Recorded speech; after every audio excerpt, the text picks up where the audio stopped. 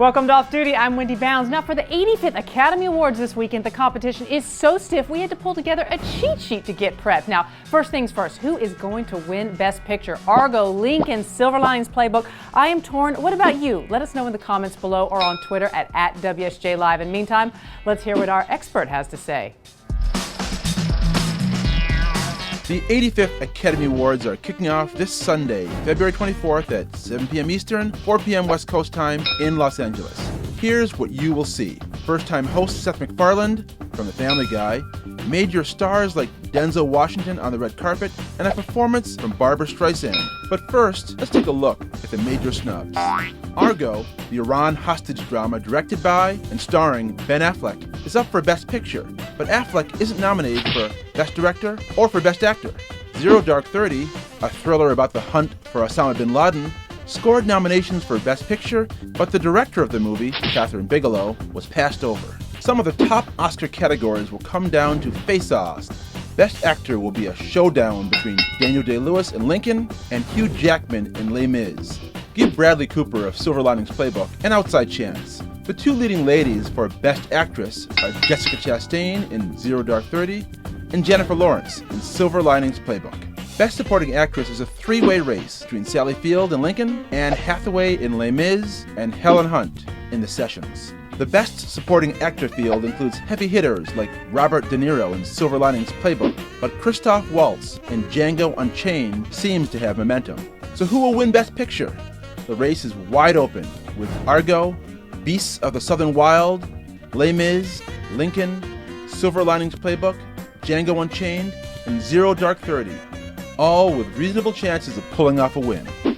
I'm Christopher John Farley for the Wall Street Journal. Now, most memorable or outrageous moment of past Oscars, what would you pick? Cuba Gooding Jr.'s love shout-outs, Matt and Ben's big bromance, or maybe Halle Berry's lip lock? Vote after you watch this.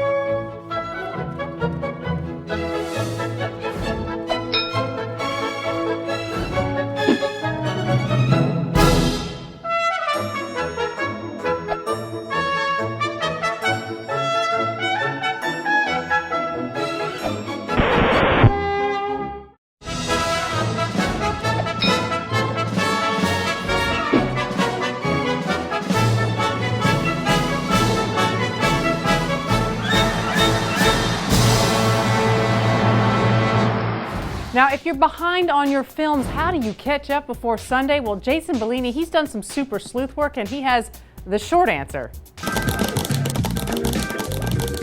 In the Oscar race this year, there are 53 total films, 10 shorts, 43 features. I've seen most of the big Oscar contenders this year, but looking at the full list, I've only caught a fraction of the movies up for nomination. Here's what I wanted to know. How do you cram for the Oscars? The short answer, you gotta go hunting for films that you've missed. There's no one place online or brick and mortar theater for one-stop viewing for each and every nominee. So first things first, how long would it take to see them all? I did some rough back of napkin math, and the average runtime for the Best Picture nominee is 138 minutes. And again, there are 43 features, so leaving out the shorts, you'd have to devote around 99 hours to say you caught up with all the major films. So let's prioritize. First, where can you see the Best Picture nominees? This is all still evolving, but here's what I found so far. Many of the films are still in theaters. Regal Cinemas, the nation's biggest theater chain, is promoting a festival for viewing all of them the week before the Oscars. AMC is offering the chance to see all 9 films in one day for $60, but to take full advantage, you need around 20 hours, plus time for previews and a bathroom break or two. With films like Lincoln and Les Mis, that's the only place I've found to watch them legally, in theaters. If you know of another way, tweet me. Now, what about home viewing? What's available there? Comcast Cable says they have 13 Oscar films available on demand, and other cable companies offer the same, and all for less than the price of a movie. Now, what about Apple's iTunes? Of the Best Picture nominees, iTunes has 3: Life of Pi, Beasts of the Southern Wild, and Argo. Argo will cost you $20 on iTunes. It's a bit cheaper on Amazon, $15. They've got many of the same films available as Apple. Apple's also got 4 of the 5 best documentaries and all the animated features. And Netflix? According to the company, it only has films available in the documentary category. Hulu? Hulu has 2, Paperman, an animated short, and one of the documentary nominees. So between them all, you can find a way to watch most of the films up for nomination, but there's an easier way: know an Academy member who can share the DVDs. That's the short answer. And finally, one of the underdogs for Best Picture is Beasts of the Southern Wild. I loved it, and I love it even more knowing this next story of how students created the special effects. Check it out and enjoy Sunday's show. I'm your daddy, and it's my job to take care of you, okay? Severe flooding, hog-like monsters, and stampedes. A rare sight in a film made on a shoestring $1.5 million budget, but possible in Beasts of the Southern Wild, thanks to San Francisco's Academy of Art University. 33 students did most of the special effects work for the Oscar-nominated film. Hunched over a program called Nuke, students work 10 to 40 hours a week as part of the Academy's compositing and production class. We work with filmmakers that don't have a visual effects budget, and we actually pretend we're a studio. In this hands-on classroom, students enhanced explosions, added dust to stampedes, and removed objects like hands from movie frames. So I had to remove these 2 parts. Free labor that some industry professionals criticize, saying it sets a bad precedent in a shrinking job market. The Academy points out that students working on other low-budget films have landed jobs at places like DreamWorks and Rhythm and Hues. They say the best way to learn is to dive into a real-world project. This here is an aurochs, a fierce, mean creature that walked the face of the earth back when we all lived in the caves. The biggest visual challenge? Working with the film's pig-like monsters, called aurochs. Despite the tight budget, director Ben Zeitlin was eager to give the film a fantastical feel. So he raised baby pigs to star as his monsters, even letting them sleep in his bed so they'd be comfortable around humans. The crew dressed them in costumes and taught them to do tricks before what's called a green screen.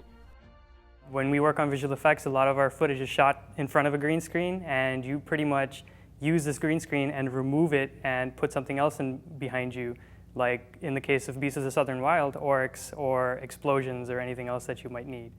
I basically made the small pigs that they shot on green screen footage look like they're kneeling in front of Hush Puppy. And the kind of most painstaking part was kind of isolating her hair since it's got so much detail. There was some maybe late night jokes about like wishing we could like braid her hair or cut it or something. I gotta take care of mine. When you go into a theater and the thing that you see on the screen is something that you made and you created, that's a really, really cool feeling. The students' hard work culminated with tickets to the film's premiere and their names in the credits. It's been really great to have this on our resumes and our reels because companies are recognizing it from the attention that it's gotten. And I even had an interview with one company who mentioned that they were watching my reel, and a few of them were like, oh yeah, I saw that. Which company? Didn't hire me. So. In a million years, when kids go to school, they're gonna know. Once there was a hush puppy, and she lived with her daddy in the bathtub.